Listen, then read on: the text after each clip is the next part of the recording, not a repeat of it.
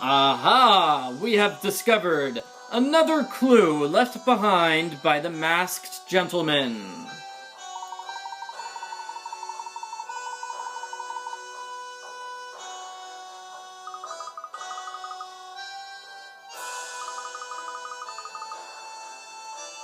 So let's read this story and solve the clue.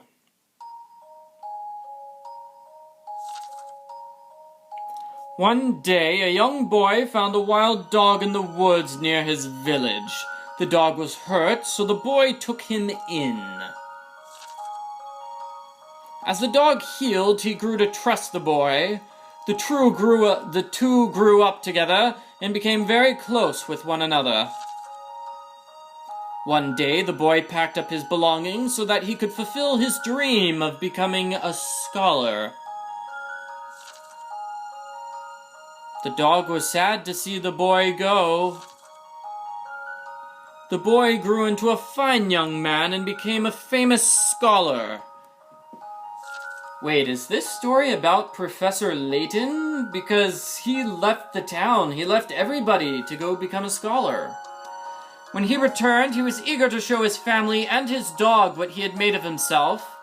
But when he arrived, he saw that his house was empty. The boy, now all grown up, saw an old man pass by and asked him what had happened. The old man said that the family who lived in that house had been chased out years ago by a wild dog. And that's when the boy realized. He had been betrayed by the one he trusted the most. He now had no home and no family to return to. With grief weighing heavy upon his heart, he disappeared into the woods, never to be seen again. The end.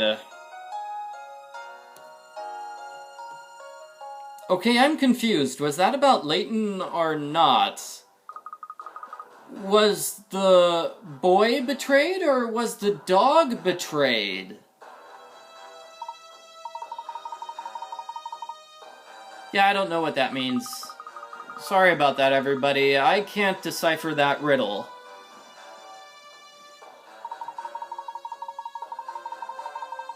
Yeah, the only allegory I understand is the allegory of the cave. Other allegories just sort of, confuse me. Because those allegories get mixed up with metaphors. Oh, man. When you get your metaphors mixed up with allegories, things are crazy.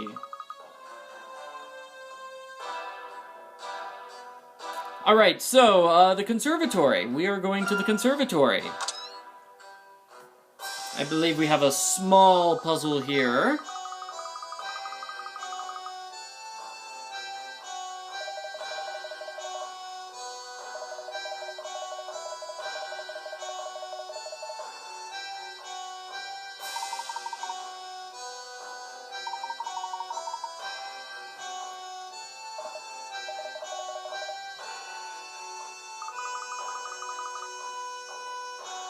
Aha! The bird is on the book. Let me talk to it, Professor. So, talk to the bird, and the bird is going to give us a puzzle. Not like a puzzle, more like a puzzle. You know what I'm talking about, right?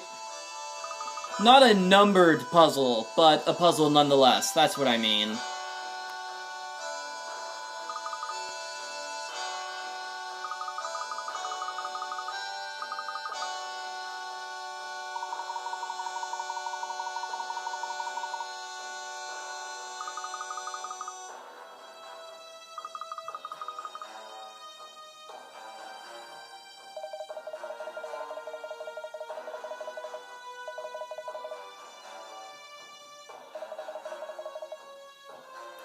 So we need to figure out a way to find this extra special fruit.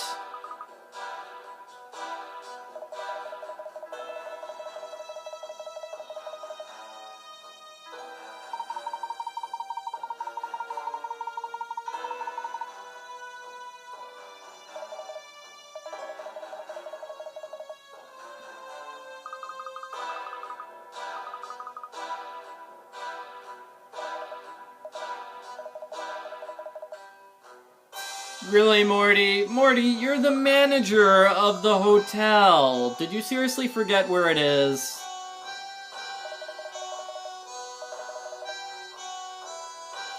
Okay, we'll find it for Morty. I believe it's here, in this red plant.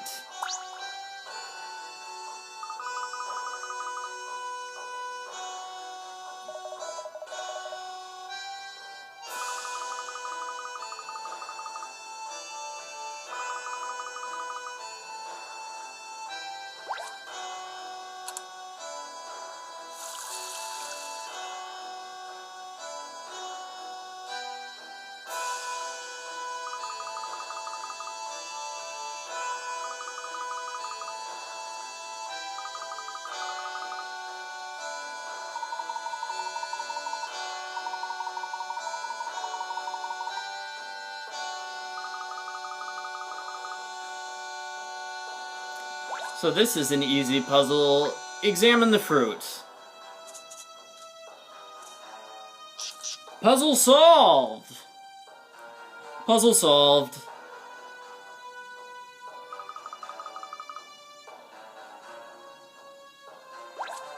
Now time to get this book. Let's see what story we have now.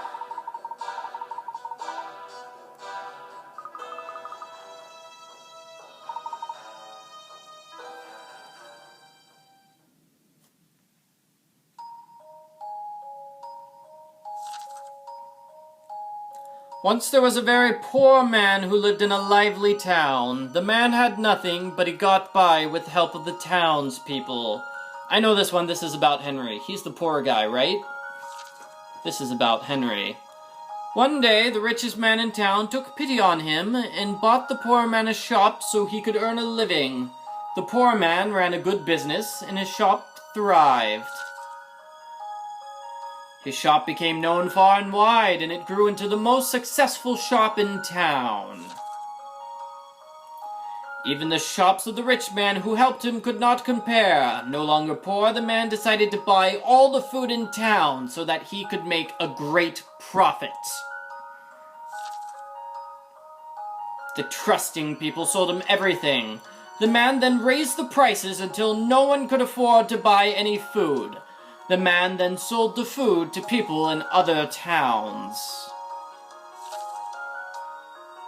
The man had become so blinded by money that he forgot the debt he owed those in his own hometown. The town he had called home, once prosperous, began to decline. The man's fortunes grew as the townspeople starved. He built a palace in town. It was the largest palace ever built, and his wealth continued to grow each day. The townspeople had no choice but to leave their homes, and in time the man was left alone in his empty kingdom. There, his vast loneliness, as open as the sea, swallowed him whole.